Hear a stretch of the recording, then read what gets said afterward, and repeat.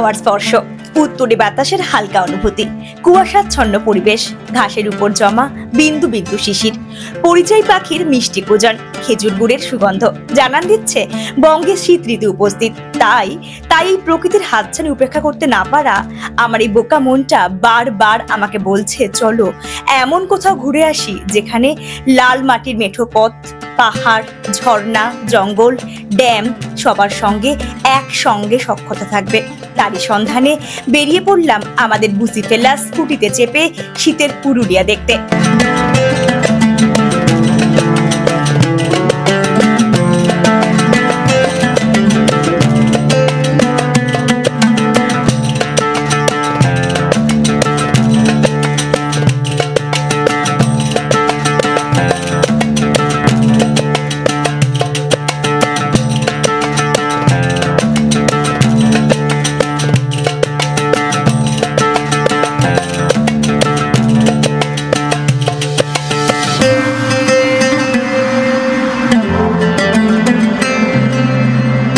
আসানসোল থেকে পুরুলিয়া প্রবেশ করে একটা ছোট্ট দোকানে ব্রেকফাস্টটা হেরে নিলাম।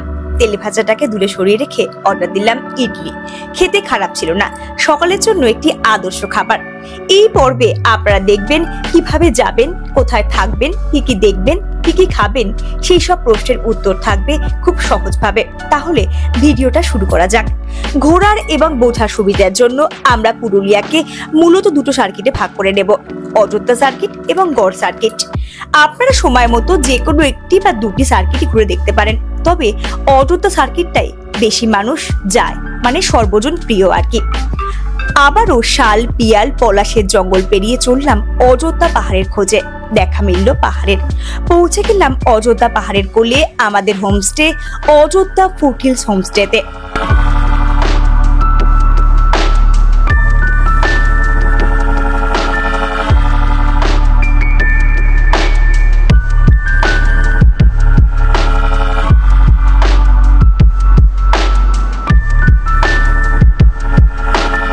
পাহাড়ের কোলে তাঁবুতে থাকা এ যেন এক আলাদাই অনুভূতি।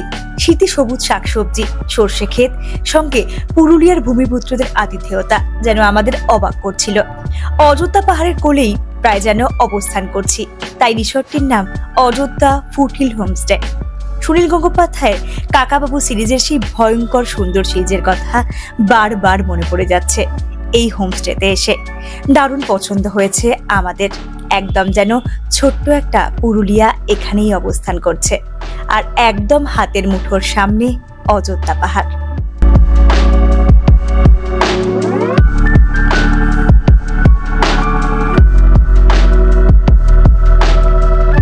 আপনারা চাইলে এখানে থাকতেই পারেন। টেন্ট এবং কটেজ অ্যাভেলেবেল, এসি এবং নন এসি। এখানকার বিশেষত্ব হলো এখানে কিন্তু একদম টাটকা সবজি চাষ করা হয় এবং সেই সবজি কিন্তু রান্না করে খাওয়ানো হয় আমাদের মতো মানুষদের। খাবারে ছিল কত কি, আর রান্নার স্বাদ জাস্ট অতুলনীয়, বলার ভাষা নেই। বলতেই হচ্ছে খুব সুন্দর রান্না। দুপুরে আহার সেরে ঘড়িতে দেখলাম 3টে বাজে। সূর্য এবার ডোবার পালা, তাই আমাদের গন্তব্যস্থল রওনা দিলাম খয়রাবেড়া ড্যামের উদ্দেশ্যে।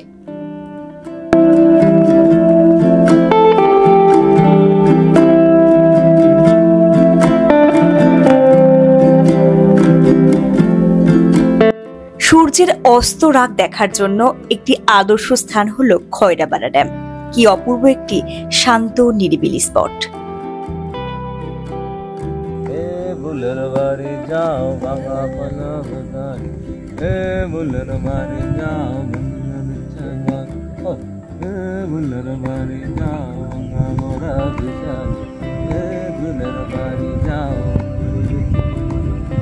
বর্মশাইয়ের গান শেষ করে পৌঁছে গেলাম চরিতা গ্রামে।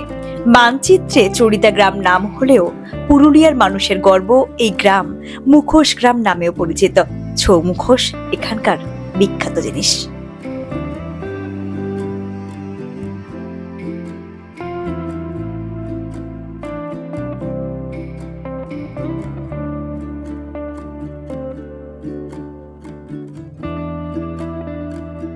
অনেকক্ষণ দেখে দেখে কোনটা কিনবো না ভাবতে ভাবতে কিনে নিলাম এই মুখোশটি। কেমন হয়েছে জানাবেন কিন্তু। হোমস্টের সন্ধ্যের পরিবেশটা দেখুন, হারিকেন জ্বলছে, আলপনা দেয়া মাটির বাড়ি, যেন মনে হচ্ছে পুরুলিয়ার কোনো আদিবাসী গ্রামে প্রবেশ করেছি, এতটাই সুন্দর।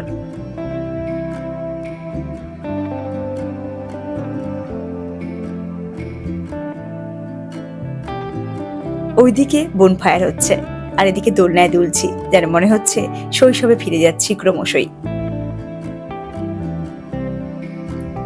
বারবিকিউ চিকেন আড্ডা এই করে সমাপ্ত হলো প্রথম দিনটা।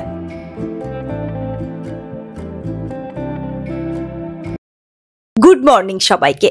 হোমস্টে থেকে সকালের ভিউ দেখতে দেখতে ভাবলাম আপনাদের একটু বলে দিই কিভাবে আসবেন আপনারা। যদি আমাদের মতো দু চাকাতে আসেন তাহলে গুগল ম্যাপ তো আছেই। ট্রেনে করে এলে পুরুলিয়া যাবার আদর্শ ট্রেন হলো রাত 12টা 5-এর হাওড়া চক্রধরপুর এক্সপ্রেস, যার নাম্বার হলো 18011। বরাপুর নামায় সকাল 7টা 12-তে, একদম আদর্শ সময় আসার জন্য। ভাড়া 230 টাকা। আর যদি আপনারা ফেরার কথা বলেন সেক্ষেত্রে রাত 8টা 15-এর এই একই ট্রেন চক্রধরপুর হাওড়া লোকাল, যার নাম্বার 18012, নামাবে ভোর 4টে 35-এ হাওড়াতে।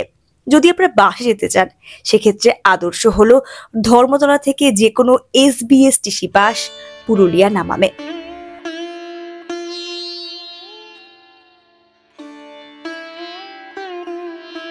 দেখুন, কথা বলতে বলতে পৌঁছে গেলাম আমাদের আজকের প্রথম গন্তব্যস্থল লহরিয়া শিব মন্দির। চলুন ঘুরে দেখি কেমন।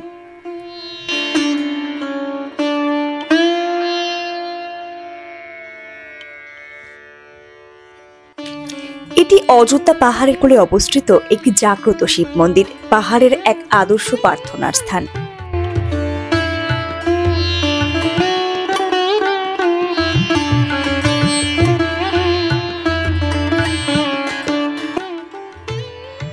যে কোনো শিব মন্দিরে প্রবেশ করে নন্দীর কানে কিছু না কিছু বলতে হয়। আমিও তার অন্যথা করলাম না, বলে ফেললাম আমার মনস্কামনা।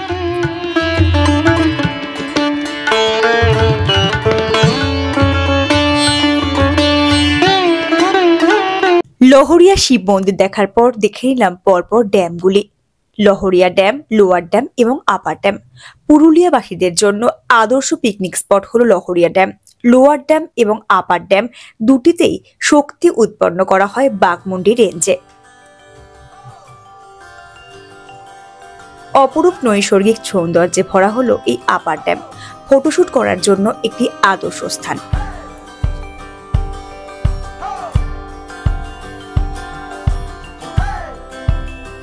পুরুলিয়া বেড়াতে গেলে কিন্তু এই সীতাকুণ্ড দেখতে একদম ভুলবেন না। এটি একটি পবিত্র স্থান এবং উষ্ণ প্রস্রবণ।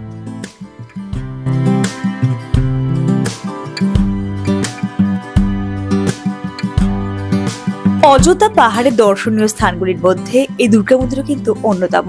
এখানে মা দুর্গাকে পুজো করা হয়, কিন্তু এখানে ভিডিওগ্রাফি এবং ফটোগ্রাফি যেহেতু বারণ, তার জন্য দেখাতে পারলাম না, বাইরে থেকে আপনাদের দেখালাম।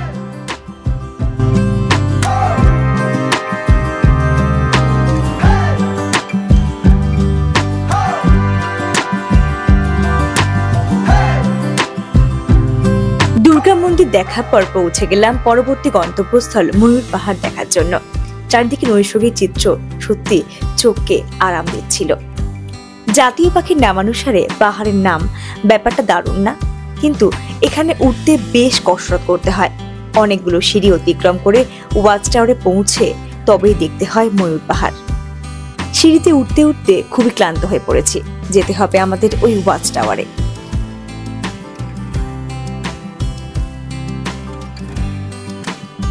ওই যে ওয়াচ টাওয়ার দেখা যাচ্ছে, ওখানেই আমাদের পৌঁছতে হবে। দেখা যাক।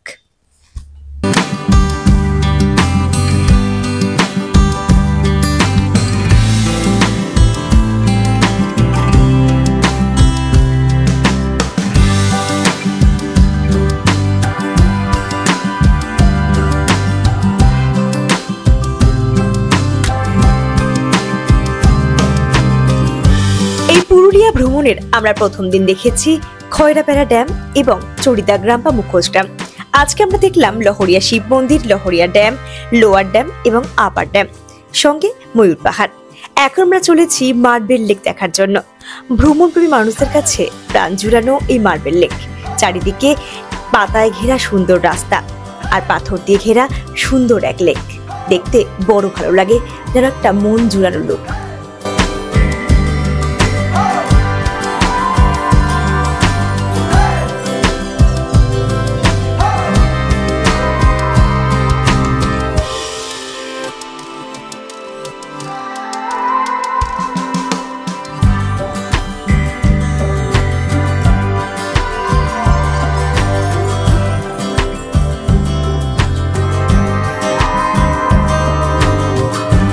এই মার্বেল লেক কিন্তু প্রি ওয়েডিং এর জন্য একদম আদর্শ স্পট। যখন আমরা গিয়েছিলাম দেখছিলাম বেশ অনেকগুলো কাপল প্রি ওয়েডিং শুট করছিল। চাইলে কিন্তু আপনারা করে নিতে পারেন এখানে প্রি ওয়েডিং শুট।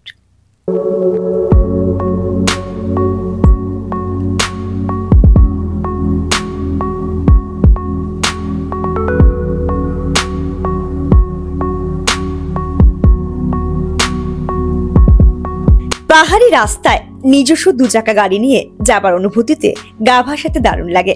চড়াই উতরাই রাস্তা পেরিয়ে যেন যুদ্ধ জয়ের ট্রফি লাভের মতো সুখ অনুভূত হয়। রাস্তা কোথাও বাঁকা, কোথাও আবার সরু, কোথাও ঘন জঙ্গল। এ যেন আলাদা অনুভূতিতে পৌঁছে দেয় মানুষকে, যেটা আমাদের ক্ষেত্রে হচ্ছিল।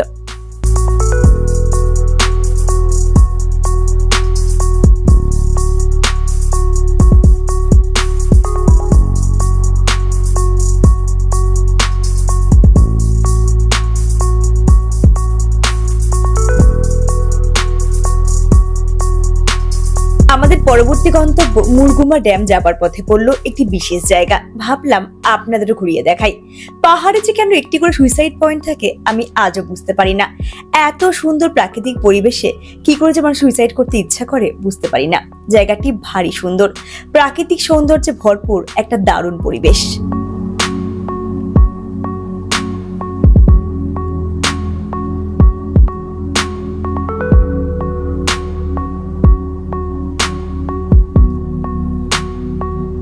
অস্তমিত সূর্য জানান দিচ্ছে এবার পরের গন্তব্যস্থল মুরগুমা ড্যাম যাবার পালা। অযোধ্যা পাহাড় ভ্রমণের অনবদ্য অংশ হলো প্রায় 17 কিলোমিটার দূরে অবস্থিত মুরগুমা ড্যাম। ঘন জঙ্গলে ঘেরা পথ দিয়ে 2 চাকা নিয়ে যাবার আলাদাই আনন্দ। এই এলাকায় হাতির অবাধ বিচরণ লেগেই থাকে, সঙ্গে লালমুখ পাহাড়ি বানর। তাই জন্য চেষ্টা করবেন বিকেলের মধ্যে জায়গাটি দেখে নেওয়ার। সন্ধ্যার সময় কিন্তু বিপদ সংকুল হয়ে ওঠে এই জায়গাটি।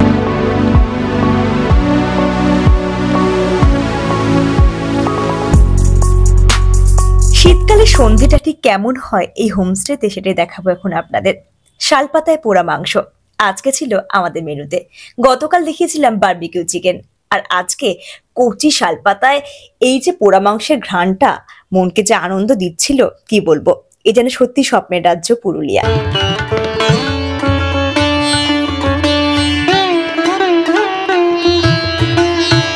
আপনারা চাইলে ওখানে গিয়ে কিন্তু ছৌ নাচের পালাও বুক করতে পারেন, আমরা যেমনটা করেছিলাম।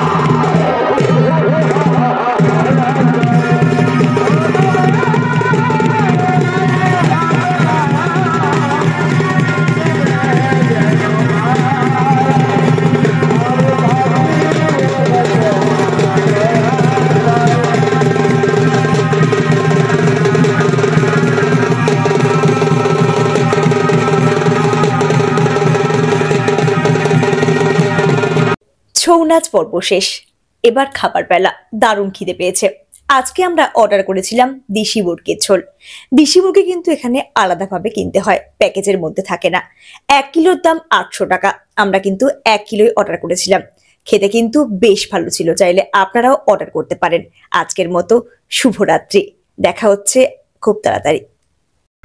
শুভ সকাল সকলকে। আজকে সকালটা ছিল ঠিক এইরকম। আজকে আমাদের খেজুর রস খাওয়ার পালা। প্রথমে খাবে বড়মশাই। খেজুর রস পুরুলিয়া আসবো, সারা এনজয় হলো। খেজুর রস খাবো না, প্রথমবার লাগে, ফার্স্ট টাইম ট্রাই। দেখি খেজুর রস খেয়ে কেমন লাগে।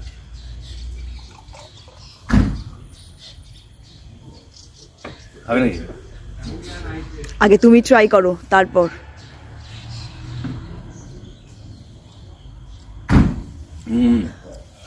হেভি, অপূর্ব।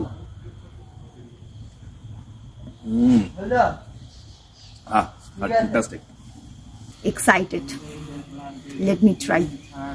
খেয়ে একবার দেখাই যাক কেমন খেতে। দেখা।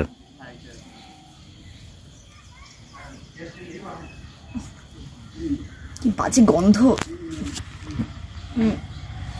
ভালো লাগছে না? না না না, এই আমার দ্বারা খাওয়া হবে না। কিরকম খেতে? টক টক মিষ্টি মিষ্টি, বাট আমার মনে হলো যেন ডাবের জল পচে গেছে। খেজুর রস খেতে পারলে না? ঠিক আছে। সকালের প্রাতরাশ এসে গেছে। লুচি, তরকারি, ডিম সেদ্ধ আর অমৃতি। আজকে আমাদের তৃতীয় দিন, অর্থাৎ শেষ দিন। আজকে আমাদের আছে বামনি ফলস এবং দুর্গা ফলস। আমরা দেখব এবং দেখাবো আপনাদেরকে। চলুন।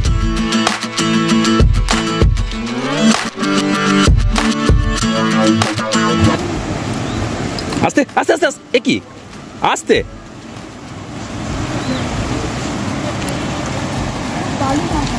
আস্তে একদম।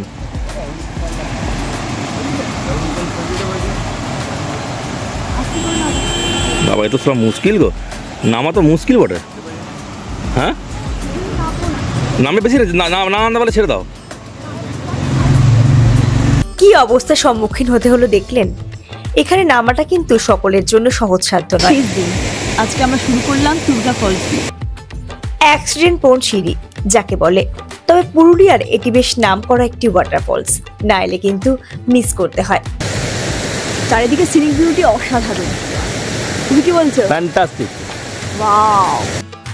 আজকে আমাদের শেষ দিনের শেষ গন্তব্যস্থল বামনি ফলস। পুরুলিয়ার ঝর্ণাগুলির মধ্যে যেটা মনের মধ্যে একটু বেশি দাগ কাটে তা হলো এই বামনি ফলস।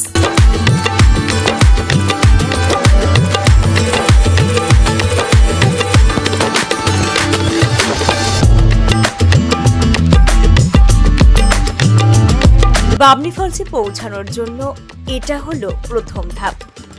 তার কাছে পৌঁছানো একটু কষ্টকর। 632টি ধাপ ওঠা এবং নামা বেশ ক্লান্তিকর বটে।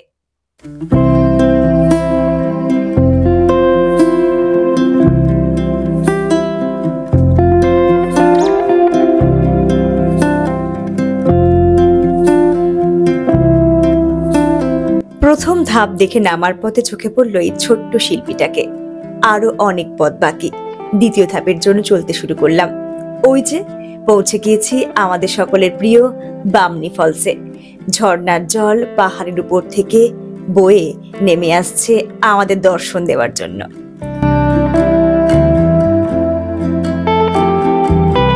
এবার পুরুলিয়াকে বিদায় জানানোর পালা। সেই ছোট গল্পের সংজ্ঞার মতো শেষ হয়েও যেন হইল না শেষ। সাক্ষী থাকুক পাহাড়, ঝর্ণা, লেক, আমাদের স্মৃতির বৈঠা স্বরূপ। আবারও দেখা হবে কখনো। ভালো থাকুক পুরুলিয়া। কেমন লাগলো জানাতে ভুলবেন না।